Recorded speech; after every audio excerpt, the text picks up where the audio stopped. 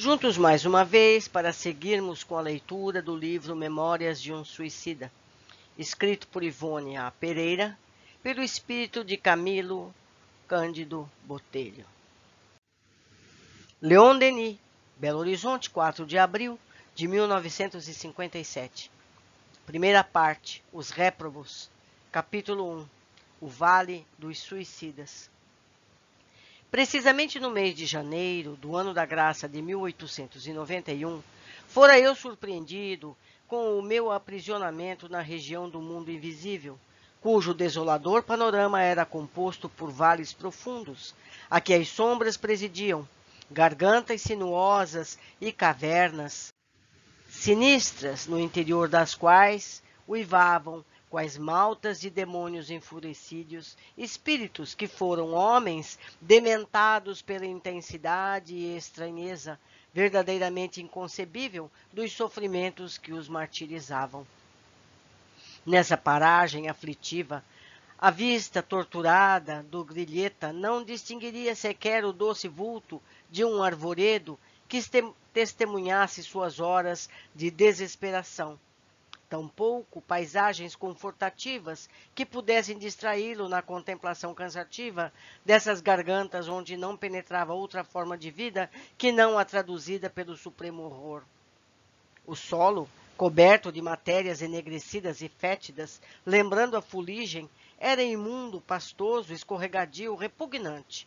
O ar pesadíssimo, asfixiante, gelado, enoitado por vulcões ameaçadores, como se eternas tempestades rugissem em torno, e ao respirarem-no, os espíritos ali ergastulados sufocavam-se como-se matérias pulverizadas, nocivas mais do que a cinza e o cal, lhes invadissem as vias respiratórias, martirizando-os como suplício inconcebível ao cérebro humano habituado às gloriosas claridades do sol. Dádiva celeste que diariamente abençoa a terra, as correntes vivificadoras dos ventos sadios que tonificam a organização física dos seus habitantes. Não havia então ali, como não houvera jamais em paz, nem consolo, nem esperança, tudo o que o seu âmbito marcado pela desgraça era miséria, assombro, desespero e horror. Dir-se-ia a caverna tétrica do incompreensível e indescritível, a rigor até mesmo por um espírito que sofresse a penalidade de habitá-la. O Vale dos Leprosos, lugar repulsivo da antiga Jerusalém, de tantas emocionantes tradições, a que no orbe terráqueo evoca altíssimo grau de abjeção e do sofrimento humano, seria consolador estágio de repouso comparado ao local que tenho aqui de escrever. Pelo menos ali existiria solidariedade entre os renegados. Os de sexo diferente chegavam mesmo a se amar. Adotavam-se de boas amizades, irmanando-se ao seio da dor para suavizá-la. Criavam a sua sociedade, divertiam-se, prestavam-se favores, dormiam e sonhavam que eram felizes.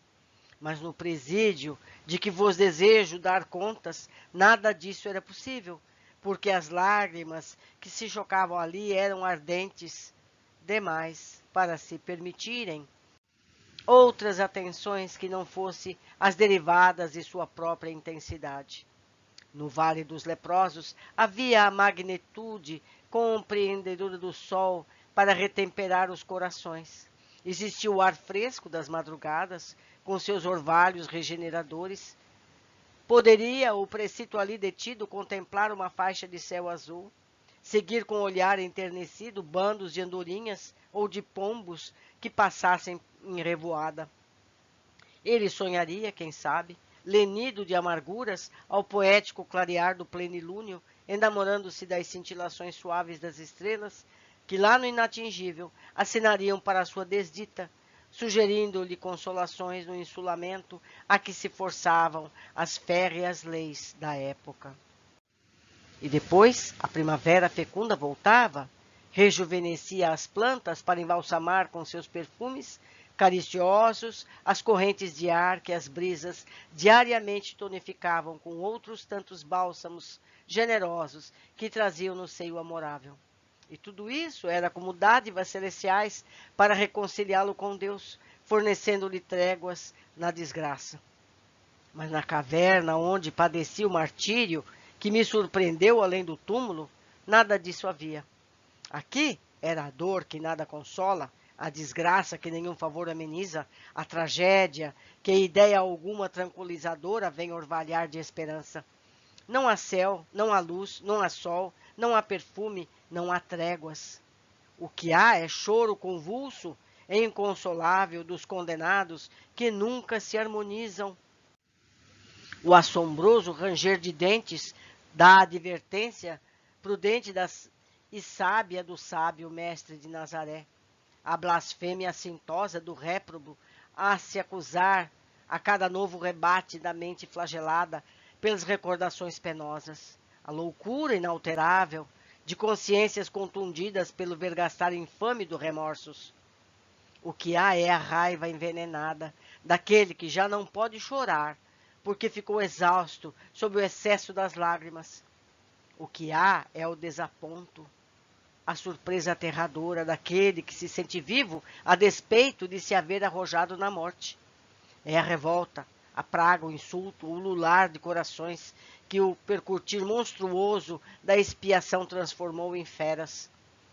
O que há é a consciência conflagrada, a alma ofendida pela imprudência das ações cometidas, a mente revolucionada, as faculdades espirituais envolvidas nas trevas oriundas de si mesmas. O que há é o ranger de dentes das trevas exteriores, que um presídio criado pelo crime, votado ao martírio e consagrado à emenda. É o inferno na mais hedionda e dramática exposição. Porque, além do mais, existem cenas repulsivas de animalidade, práticas abjetas dos mais sórdios instintos, as quais eu me pejaria de revelar aos seus irmãos, os homens. Quem ali temporariamente estaciona, como eu estacionei, são grandes vultos do crime. É a escória do mundo espiritual. Falanges de suicidas que periodicamente para seus canais afluem levadas pelo turbilhão das desgraças em que se enredaram e se despojarem das forças vitais que se encontram geralmente intactas, revestindo-lhe os envoltórios físico-espirituais por sequências sacrílegas do suicídio e provindas preferentemente de Portugal, da Espanha, do Brasil e colônias portuguesas da África. Infelizes, carentes do auxílio confortativo da prece, aqueles devianos e inconsequentes que, fartos da vida, que não quiseram compreender, se aventuraram ao desconhecido em procura do ouvido pelos despenhadeiros da morte. O além-túmulo acha-se longe de ser a abstração que na terra se supõe, ou as regiões paradisíacas fáceis de conquistar com algumas poucas fórmulas inexpressivas. Ele é, antes, simplesmente a vida real. É o que encontramos ao penetrar nas regiões, é vida. Vida intensa e de se desdobrar em modalidades infinitas de expressão, sabiamente dividida em continentes e falanges, como a Terra o é em nações e raças, dispondo de organizações sociais e educativas modeladores a servirem de padrão para o progresso da humanidade. É no invisível, mais do que em mundos planetários, que as criaturas humanas colhem inspiração para os progressos que lentamente aplicam no orbe. Não sei como decorrerão os trabalhos correcionais para suicidas nos demais núcleos ou colônias espirituais destinadas aos mesmos fins a que desdobrarão sob céus portugueses, espanhóis e seus derivados.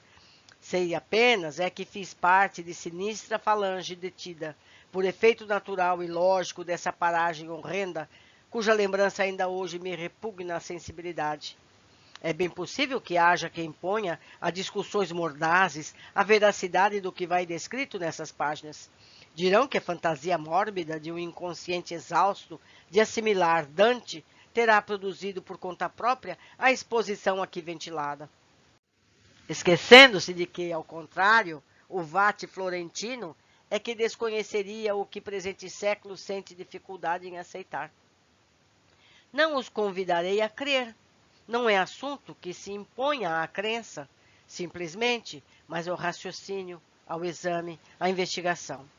Se sabem raciocinar e podem investigar, que o façam, e chegarão a conclusões lógicas que os colocarão na pista da verdade assaz interessantes para toda a espécie humana.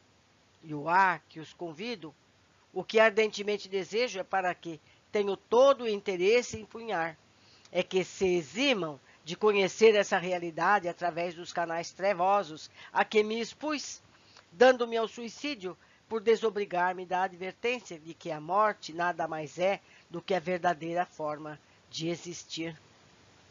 De outro modo, que pretenderia o leitor existisse nas camadas invisíveis que contornam os mundos ou planetas, senão uma matriz de tudo quanto eles reflete? De nenhuma parte se encontraria a abstração ou o nada, pois que semelhantes vocábulos são inexpressivos no universo criado e regido por uma inteligência onipotente. Negar o que se desconhece, por se não encontrar a altura de compreender o que se nega, é insano e incompatível com os dias atuais. O século convida o homem à investigação e ao livre exame, porque a ciência, nas suas múltiplas manifestações, vem provando a inexatidão do impossível dentro do seu cada vez mais dilatado raio de ação. E as provas da realidade dos continentes superterrenos encontram-se nos arcanos das ciências psíquicas transcendentais, às quais o homem ha ligado muito relativa importância até hoje. O que conhece o homem, aliás, do próprio planeta onde tem renascido desde milênios, para criteriosamente rejeitar o que o futuro há de popularizar sob os auspícios do psiquismo? E o seu país, a sua capital, a sua aldeia, a sua palhoça, o quanto mais avantajado de ambições, algumas nações vizinhas cujos costumes se nivelam aos que lhes são usuais? Por toda parte, em torno dele, existem mundos reais, exarando vida abundante e intensa, e se ele o ignora, será porque se compraz na cegueira, perdendo tempo com futilidades e paixões que lhe sabem ao caráter. Não perquiriu jamais as profundidades oceânicas, não poderá mesmo fazê-lo, por enquanto. Não obstante, debaixo das águas verdes e marulhentas, existe não mais um mundo perfeitamente organizado, mas um universo que assombraria pela grandiosidade e ideal perfeição. No próprio ar que respira, no solo onde pisa, encontraria o homem outros núcleos organizados de vida, obedecendo ao impulso inteligente e sábio de leis magnânimas, fundamentadas no pensamento divino, que os aciona para o progresso na conquista do mais perfeito. Bastaria que se munisse de aparelhamentos precisos para averiguar a veracidade dessas coletividades desconhecidas, que por serem invisíveis umas e outras apenas suspeitadas, nem por isso deixam de ser concretas, harmoniosas, verdadeiras. Assim sendo, habilite-se também desenvolvendo os dons psíquicos que herdou de sua divina origem. Impulsione pensamento, vontade, ação, coração, através das vias alcafonadas da espiritualidade superior e atingirá as esferas astrais que circundam a Terra. Era eu, pois, presidiário dessa cova ominosa e de horror. Não habitava, porém, ali sozinho. Acompanhava-me uma coletividade, falange extensa de delinquentes como eu. Então ainda me sentia cego. Pelo menos sugestionava-me de que o era, e como tal me conservava. Não obstante minha cegueira, só se definir, em verdade, pela inferioridade moral do espírito distanciado da luz.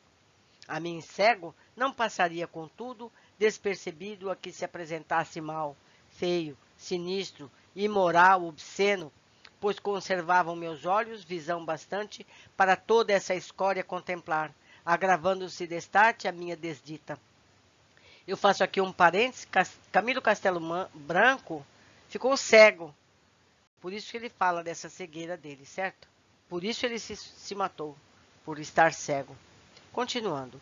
Dotado de grande sensibilidade para maior mal, tinha agora como superexcitada o que me levava a experimentar também os sofrimentos dos outros mártires, meus compares, fenômeno esse ocasionado pelas correntes mentais que despejavam sobre toda a falange e oriundas dela própria, que assim realizava impressionante afinidade de classe, a que é o mesmo que asseverar que sofríamos também as sugestões dos sofrimentos uns dos outros, além das insídias a que nos submetiam os nossos próprios sofrimentos. Ele faz aqui um parênteses. Após a morte, antes que o espírito se oriente, gravitando para o verdadeiro lar espiritual que lhe cabe, será sempre necessário o estágio numa antecâmara, numa região cuja densidade, aflitivas configurações locais corresponderão aos estados vibratórios e mentais do recém-desencarnado. Aí se deterá até que seja naturalmente desanimalizado, isto é, que se desfaça dos fluidos e forças vitais de que são impregnados todos os corpos materiais. Por aí se verá que a estada será temporária neste umbral do além, conquanto geralmente penosa, tais sejam o caráter, as ações praticadas, o gênero de vida, o gênero de morte que se teve entidade desencarnada. Tais serão o tempo e a penúria no local descrito. Existem aqueles que aí apenas se demoram algumas horas, outros levarão meses, anos consecutivos, voltando à reencarnação sem atingirem a espiritualidade. Em se tratando de suicidas, o caso assume proporções especiais, por dolorosas e complexas. Estes aí se demorarão, geralmente, o tempo que ainda lhes restava para a conclusão do compromisso da existência, que prematuramente cortaram, trazendo carregamentos avantajados de forças vitais animalizadas, além das bagagens das paixões criminosas, a de uma desorganização mental, nervosa e vibratórias completas. É fácil entrever qual será a situação desses infelizes, para quem um só bálsamo existe, a prece das almas caritativas. Se por muito longo esse estágio exorbite das medidas normais ao caso, a reencarnação imediata será a terapêutica indicada, embora acerba e dolorosa, o que será preferível a muitos anos em tão desgraçada situação, assim se completando então o tempo que faltava ao término da existência cortada. Meus amigos. Então, explicando aqui, quer dizer, se a pessoa tinha como plano de vida 80 anos e aos 20 ela se mata, ela ficará lá tantos anos quantos necessários até chegar na idade que ela teria de desencarnar. Isso não é triste? Que mal terá essa pessoa vivido, encarnada, que leve a essa dor tão grande? É preciso sempre meditar a respeito. Mas seguindo, essas pessoas depois nascem em condições físicas ou mentais complicadas. Pode ser mais fácil que permanecer nesses vales de terror. É o que ele explica aqui. É preferível nascer com problemas físicos graves do que continuar mais décadas nessa cova terrível, não é verdade? Às vezes, conflitos brutais se verificam pelos becos lamacentos onde se enfileiravam as cavernas que nos serviam de domicílio.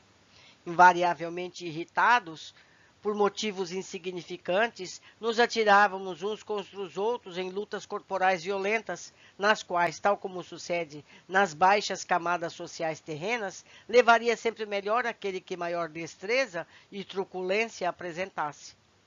Frequentemente fui ali insultado, ridicularizado nos meus sentimentos mais caros e delicados, com xistes e sarcasmos que me revoltavam até o âmago. Apedrejado, espancado, até que, excitado por fobia idêntica, eu me atirava a represálias selvagens, ombreando com os agressores e com eles refocilando na lama da mesma ceva espiritual. A fome, a sede, o frio enregelador, a fadiga, a insônia, exigências físicas martirizantes, fáceis de o leitor entrever, a natureza como que aguçada em todos os seus desejos e apetites, qual se ainda trouxéssemos o envoltório carnal. A promiscuidade, muito vexatória, de espíritos que foram homens e dos que animavam corpos femininos, tempestades constantes, inundações, mesmo a lama, o fétido, as sombras perenes, a desesperança de nos vermos livres de tantos martírios sobrepostos, o supremo desconforto físico e moral. Eis o panorama, por assim dizer, material, entre aspas, que moldurava os nossos ainda mais pungentes padecimentos morais. Nem mesmo sonhar com o belo, dar-se a devaneios balsamizantes ou a recordações beneficentes era concedido àqueles que porventura possuísse capacidade para o fazer. Naquele ambiente superlotado de males e pensamento, jazia encarcerado, nas fráguas que o contornavam, só podendo emitir vibrações que se afinassem ao tono da própria perfídia local. Envolvidas então em enlouquecedores fogos, não havia ninguém que pudesse atingir um instante de serenidade e reflexão para lembrar de Deus e brandar por sua paternidade misericórdia.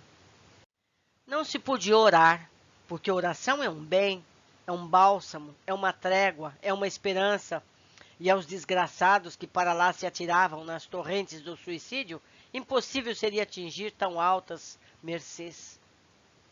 Não sabíamos quando era dia ou quando voltava à noite, porque sombras perenes rodeavam as horas que vivíamos. Perdêramos a noção do tempo, apenas esmagadora sensação de distância e longevidade do que representasse o passado ficava para açoitar nossas interrogações, afigurando-se-nos que estávamos há séculos jungidos a tão ríspido calvário.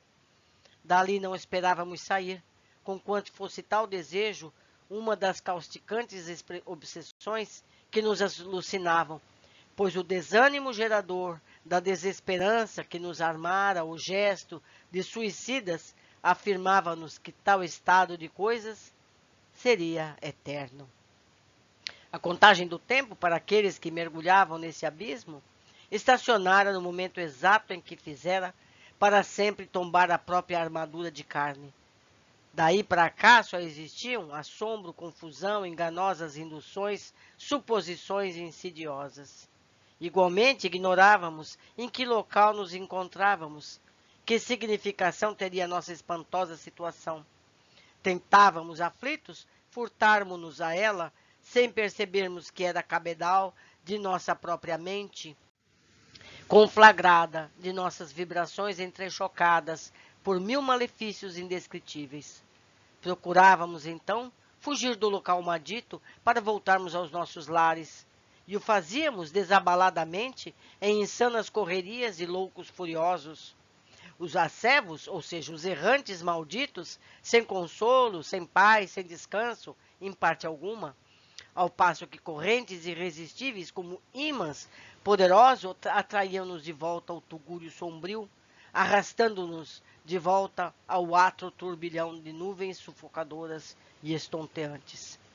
De outras vezes, tateando nas sombras, lá íamos, por entre gargantas, vielas e becos, sem lograrmos indício de saída.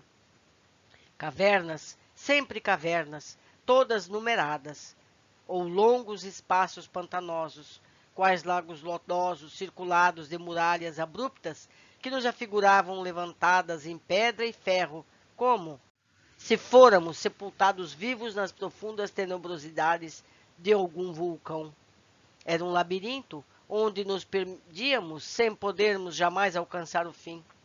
Por vezes acontecia não sabermos retornar ao ponto de partida, isto é, as cavernas, que nos serviam de domicílio, o que forçava a permanência ao relento, até que deparássemos algum covil desabitado para outra vez nos abrigarmos.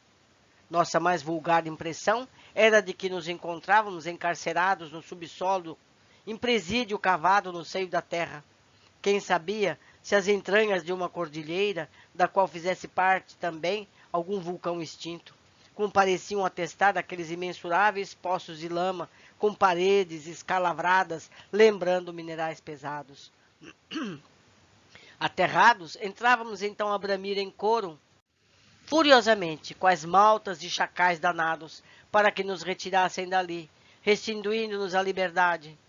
As mais violentas manifestações de terror seguiam-se então, e tudo quanto o leitor imaginar possa, dentro da confusão de cenas patéticas inventadas pela fobia do horror, ficará muito aquém da expressão real, por nós vivida, essas horas criadas pelos nossos próprios pensamentos, distanciados da luz e do amor de Deus.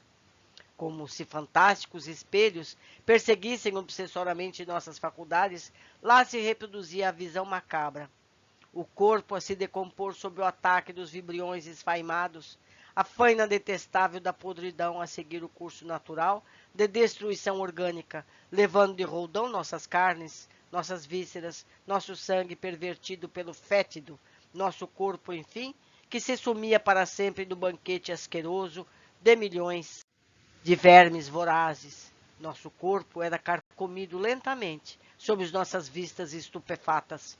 Que morria era bem verdade, enquanto nós, seus donos, nosso ego sensível, pensante, inteligente, que dele se utilizara apenas como de um vestuário transitório, continuava vivo, sensível, pensante, inteligente, desapontado e pávido, desafiando a possibilidade de também morrer.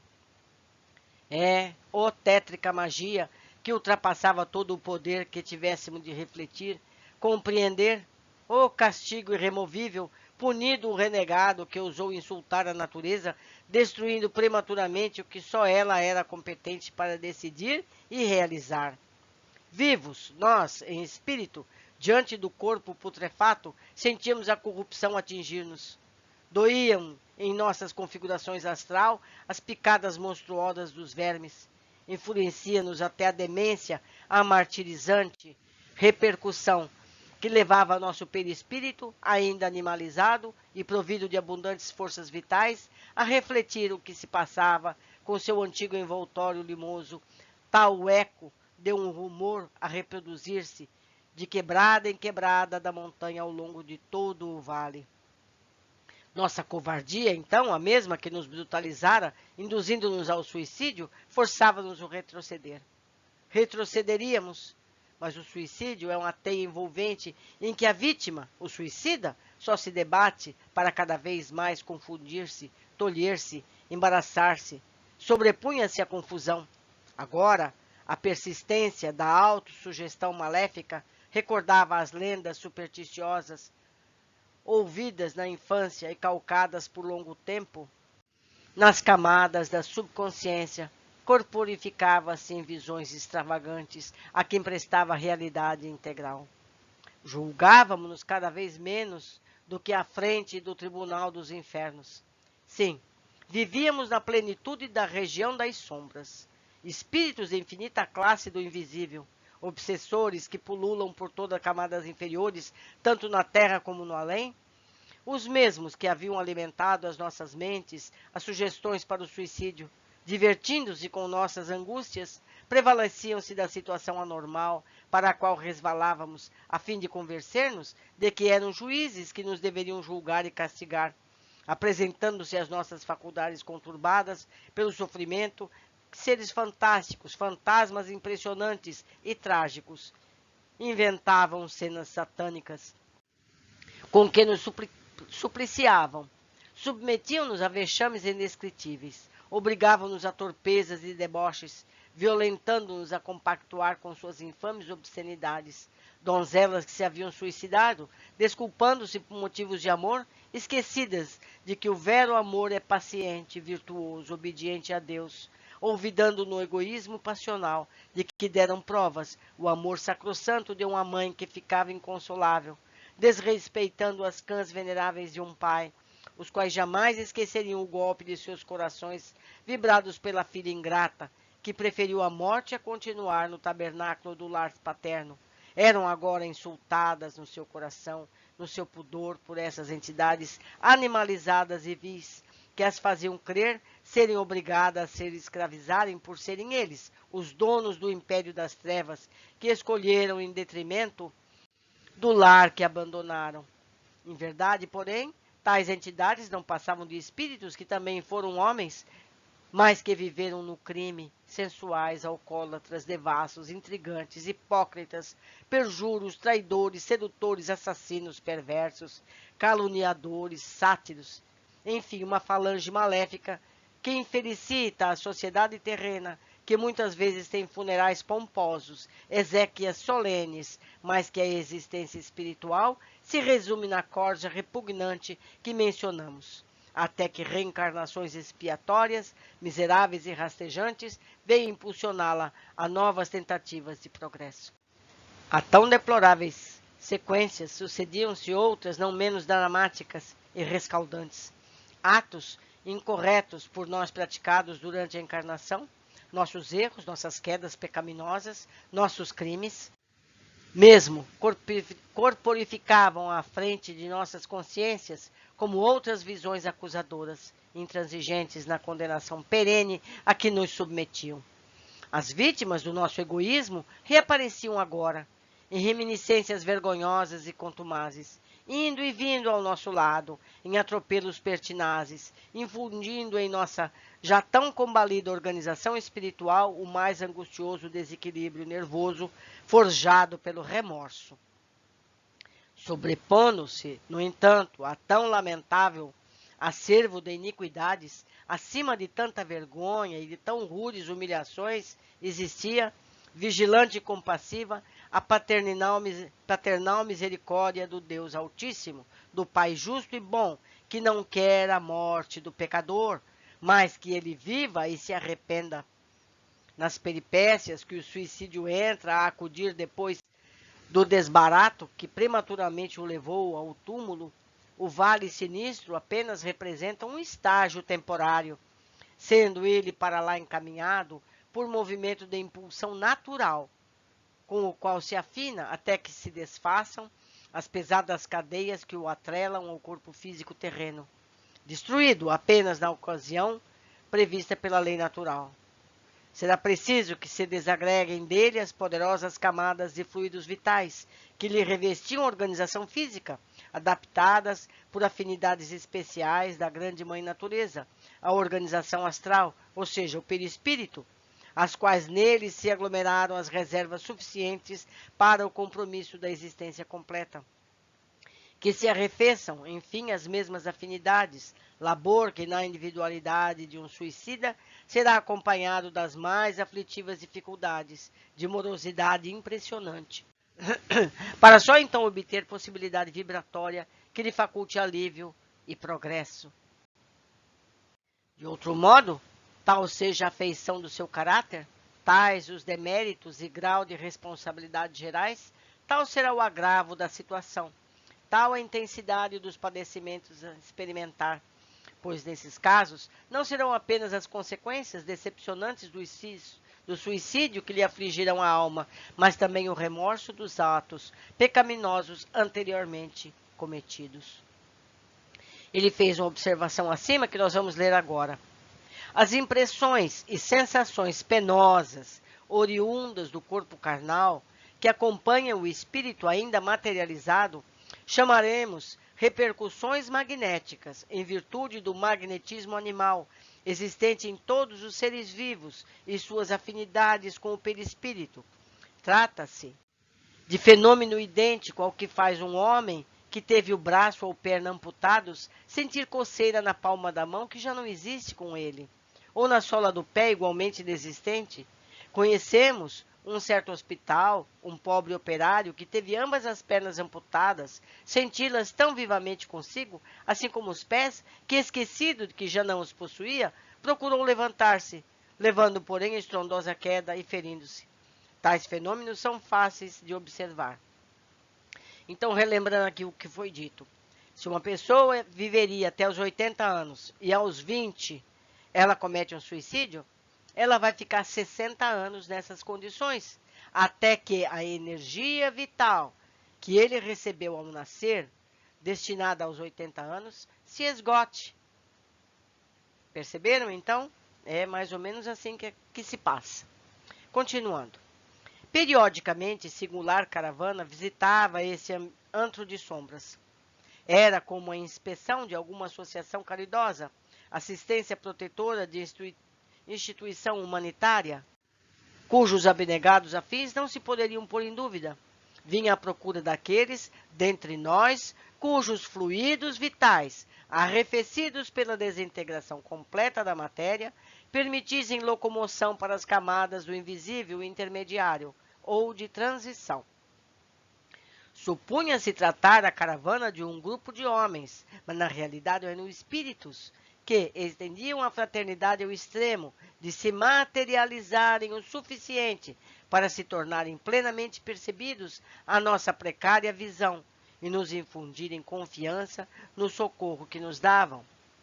Trajados de branco, apresentavam-se caminhando pelas ruas lamacentas do vale, de um a um, em coluna rigorosamente disciplinada, enquanto, olhando-os atentamente, distinguiríamos à altura do peito de todos pequena cruz azul celeste, o que parecia ser um emblema, um distintivo. Senhoras faziam parte dessa caravana.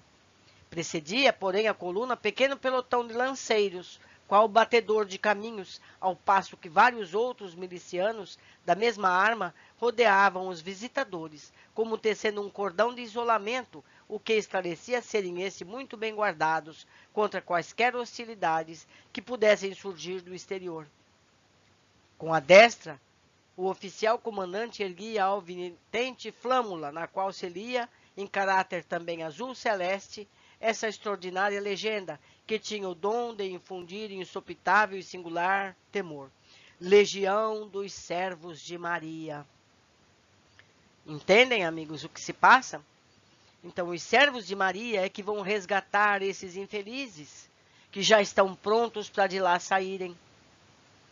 Os lanceiros, ostentando escudo e lança, tinham tez bronzeada, trajavam-se com sobriedade, lembrando guerreiros egípcios da antiguidade. E chefiando a expedição destacava-se varão respeitável, o qual trazia avental branco, insígnias de médico, a par da cruz já referida. Cobria-lhe a cabeça, porém, em vez do gorro característico, um turbante hindu, cujas dobras eram atadas à frente pela tradicional esmeralda, símbolo dos esculápios, símbolo dos médicos. Entravam aqui e ali, pelo interior das cavernas habitadas, examinando seus ocupantes. Curvavam-se cheios de piedade, junto das sarjetas, levantando aqui e acolá algum desgraçado tombado sobre o excesso de sofrimento. Retiravam os que apresentassem condições de poderem ser socorridos e colocavam-nos em macas conduzidas por varões, que se diriam serviçais ou aprendizes. Voz grave e dominante, de alguém invisível, que falasse pairando no ar, guiávamos no caridoso afã. Esclarecendo detalhes ou desfazendo confusões momentaneamente suscitadas. A mesma voz fazia a chamada dos prisioneiros a serem socorridos, proferindo seus nomes próprios, o que fazia que se apresentassem sem a necessidade de serem procurados aqueles que se encontrassem em melhores condições, facilitando o destarte e o serviço dos caravaneiros. Hoje posso dizer que todas essas vozes amigas e protetoras eram transmitidas através de ondas delicadas e sensíveis do éter, com sublime concurso de aparelhamentos magnéticos mantidos para fim humanitário em determinados pontos do invisível, isto é, justamente na localidade que nos receberia ao sairmos do vale. Mas então ignorávamos o pormenor e por muito confuso nos sentíamos. As macas, transportadas cuidadosamente, eram guardadas pelo cordão de isolamento já referido e abrigadas no interior de grandes veículos à feição de comboios que acompanhavam a expedição. Esses comboios, no entanto, apresentavam singularidade interessante, digna de relato.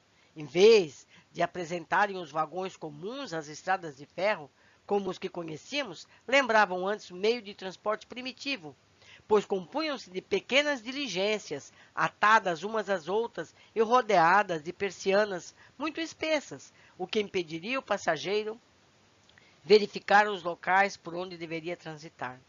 Brancos, leves, como burilados em matérias específicas habilmente laqueadas, eram puxados por formosas parelhas de cavalos, também brancas, nobres animais, cuja extraordinária beleza e elegância incomum despertavam nossas atenções se estivéssemos em condições de algo notar para além das desgraças que nos mantinham absorvidas dentro de nosso âmbito pessoal. Então, meus amigos, há animais, não é? Ele descreve animais trabalhando, ajudando os atendentes desses infelizes. Dir-se-iam, porém, exemplares da mais alta raça normanda, vigorosos e inteligentes, as belas crinas ondulantes e graciosas, enfeitando os altivos pescoços, quais mantos de seda, níveos e finalmente franjados. Nos carros tinha-se também o mesmo emblema azul celeste e a legenda respeitável. Geralmente, os infelizes, assim socorridos, encontravam-se desfalecidos, exânimes, como atingidos por singular estado comatoso. Outros, no entanto, alucinados ou doloridos, infundiriam compaixão pelo estado de supremo desalento em que se conservavam. Depois de rigorosa busca, a estranha coluna marchava em retirada até o local em que se postava o comboio, igualmente defendido por lanceiros hindus. Silenciosamente, cortava pelos becos e vielas, afastava-se e afastava-se, desaparecendo de nossas vistas, enquanto mergulhávamos outra vez na pesada solidão que nos cercava. Em vão clamavam por socorro os que se sentiam preteridos, incapacitados de compreenderem que, se assim sucedia, era porque nem todos se encontravam em condições vibratórias para emigrarem para regiões menos hostis. Em vão suplicavam justiça e compaixão, ou se amotinavam, revoltados, exigindo que os deixassem também seguir com os demais. Não respondiam os caravaneiros com um gesto sequer, e se algum mais desgraçado ou audacioso tentasse assaltar as viaturas, a fim de atingi-las e nelas ingressar, 10, 20 lanças faziam-no recuar, interceptando-lhe a passagem. Então, um coro hediondo de uivos e choros sinistros, de pragas, gargalhadas satânicas, ranger de dentes comum ao réprobo, que estertora nas trevas dos mares por si próprio forjados, repercutiam longa e dolorosamente pelas ruas lamacentas, parecendo que loucura coletiva atacara os míseros detentos, elevando suas raivas ao incompreensível no linguajar humano. E assim ficavam. Quanto tempo? Ó Deus piedoso, quanto tempo! Até que suas inimagináveis condições de suicidas, de mortos-vivos, lhes permitissem também a transferência para a localidade menos trágica. Meus amigos, esse texto do Camilo Castelo Branco nos dá um esboço do que se passa nesses locais onde se reúnem os suicidas. Não é verdade? Vale lembrar aqui que é considerado suicida não só aquele que acaba com sua vida abruptamente, mas aquele que a desgasta com drogas, com álcool, com atitudes perigosas que podem lhes tirar a vida precocemente. Então vamos cuidar de nossos corpos com muito respeito, porque por pior que seja a nossa vida encarnada, é melhor do que esse estado, não é mesmo? Deixo aqui meu e-mail para que vocês possam se comunicar, trazer as suas ideias e podermos crescer juntos com esse conhecimento. Um grande abraço e até o próximo capítulo.